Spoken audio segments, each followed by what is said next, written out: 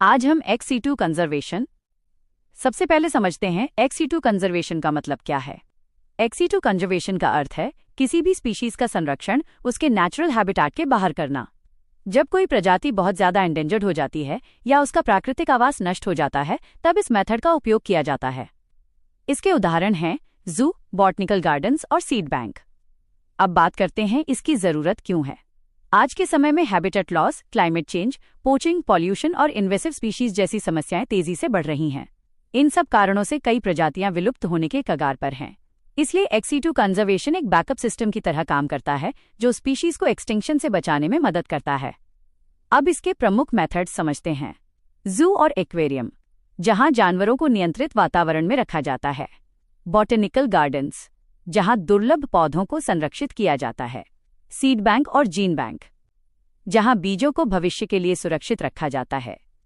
Cryo preservation, जिसमें sales और tissue को बहुत कम तापमान पर स्टोर किया जाता है। और कैप्टिव ब्रीडिंग, जिसमें एंडेंजर्ड स्पीशीज को बढ़ाया जाता है ताकि उन्हें वापस प्रकृति में छोड़ा जा सके।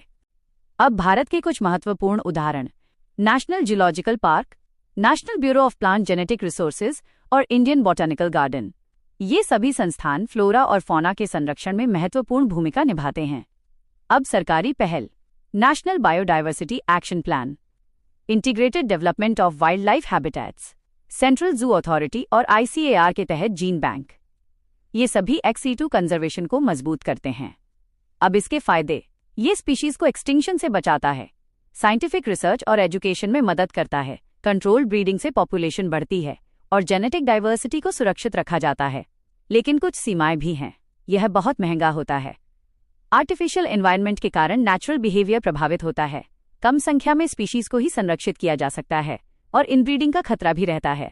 अब इन सीटू और XC2 का अंतर: इन सीटू कंजर्वेशन में प्रजातियों को उनके प्राकृतिक आवास में संरक्षित किया जाता है, जैसे नेशनल पार्क और वाइल्ड लाइफ सैंक्चुरी, जबकि XC2 में उन्हें बाहर सुरक्षित रखा जाता है।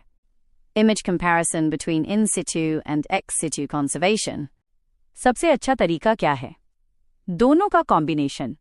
अब चुनौतियां: फंडिंग की कमी, टेक्निकल एक्सपर्टाइज की कमी, क्लाइमेट चेंज का प्रभाव और रीइंट्रोडक्शन में कठिनाई।